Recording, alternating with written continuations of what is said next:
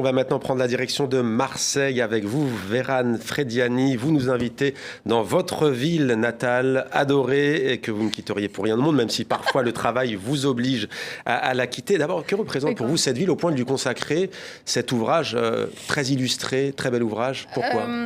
Je pense que Marseille, pour moi, c'est vraiment la ville qui a du sens aujourd'hui, notamment en France, parce qu'on est un gros mélange et qu'on le vit plutôt bien, ou du moins mieux qu'ailleurs en France. Et je pense qu'aujourd'hui, enfant, je l'ai plutôt vécu mal, on va dire, quand je disais que j'étais marseillaise, parce qu'on me renvoyait une image de tu n'es pas française, vous n'êtes pas la France, vous êtes autre chose, mais et progressivement, Marseille est devenue à la mode pour certains Parisiens. Tendance même, ouais. Tendance.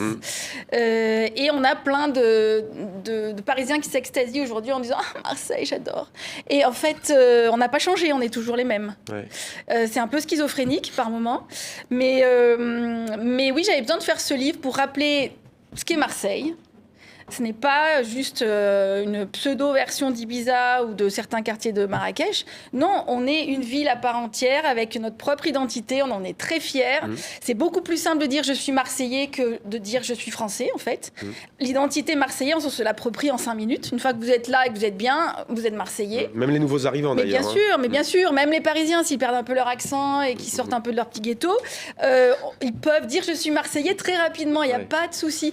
Donc c'est finalement une identité très forte, mais dont on a besoin, en fait. On a tous besoin de savoir qui on est. Et à Marseille, on le sait facilement. Des identités, une ville cosmopolite. On retrouve ces richesses dans la cuisine, bien sûr, et la gastronomie. 75 recettes, 60 portraits de caractère. Il y a bien entendu la célèbre bouillabaisse, forcément. Oui, mais je pense que par la cuisine, c'est comme l'humour. On peut parler de plein de choses. Donc, le livre parle de la diversité marseillaise, en fait. Et du fait, finalement, qu'on n'a pas besoin d'être né là pour être marseillais. C'est ce que je dis à travers le livre, mais c'est ce que tous les chefs interviewés disent. Ils racontent chacun leur vision de Marseille, leur parcours marseillais. Et donc, il y a aussi des recettes, bien entendu. Bon, là, il est très présent, forcément. Là, il est poisson de roche, on connaît. Les panisses, la pizza, le pois chiche, qui est aussi quelque chose qu'on partage beaucoup dans la Méditerranée. Il y a pas mal d'ingrédients communs à tous les pays autour de la Méditerranée, en fait. Alors, le couscous, symbole culinaire de Marseille aussi. Vous nous conseillez d'en suivre plusieurs adresses. On voit cette belle photo.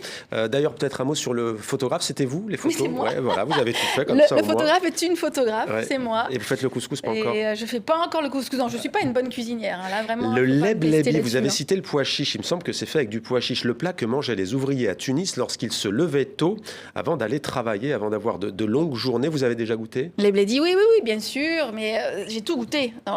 C'est ça qui me donne cette espèce de ce physique. Mais j'ai tout goûté. C'est une cuisine saine. Et d'ailleurs, chez Yacine, j'y étais le matin.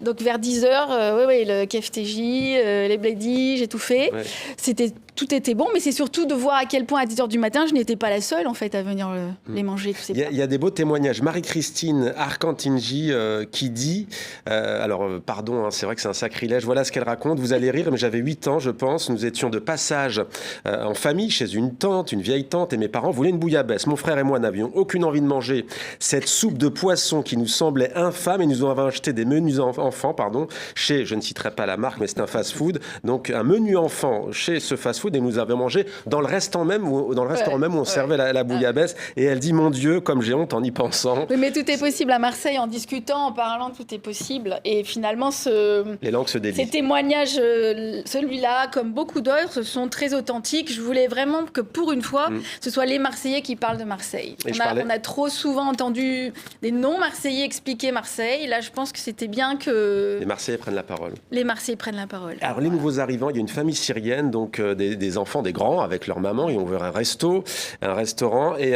il y a un Syrien qui vous dit, alors, ils sont arrivés en 2013, hein, donc au début du soulèvement en Syrie. On connaît la suite, hélas. Tous les 3 ingénieurs, hein, d'ailleurs. Tous les 3 ingénieurs. Et il y en a un qui dit, la mentalité marseillaise est proche de celle de mon pays, donc la Syrie. Mais ce qui est fort, c'est qu'il dit, le plus surprenant, c'est qu'ici, tout le monde pense cela. Tout le monde dit, Marseille, ça ressemble à mon pays. C'est-à-dire qu'on soit britannique, grec, algérien, marocain, tunisien, on se sent à la maison. Alors, peut-être pas pour les Britanniques germanique, mais en tout cas, ils adorent ce côté justement un peu décomplexé où tout le monde se parle facilement. Mais ça ressemble effectivement à beaucoup de pays, beaucoup de cultures, que ce soit l'Est de l'Europe, bien sûr le Sud de l'Afrique dans son entièreté, mais aussi l'Amérique du Sud. Voilà, effectivement, il y a beaucoup de points communs. Mais les Anglais viennent de plus en plus vivre à Marseille aussi. C'est pour ça que le livre a été traduit en anglais. Alors juste une question quand même, c'est vrai que vous l'avez dit souvent, c'est vrai qu'on parle alors soit de l'Olympique de Marseille quand ça va bien et quand ça va mal, on parle aussi bien entendu hélas des règlements de compte de ces jeunes qui meurent à Marseille du trafic de drogue.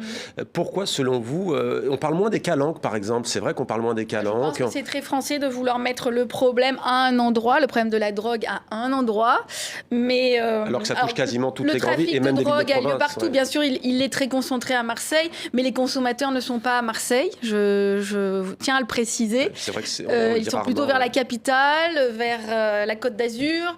Il y a un direct pour la Belgique. Enfin, je veux dire, tout ça est très organisé au niveau de l'Europe. Donc c'est toujours pareil, on fait porter le chapeau à Marseille parce que nous, on en parle. On n'a pas peur d'en parler, oui, effectivement. Mais ce problème de drogue n'est pas vraiment marseillais.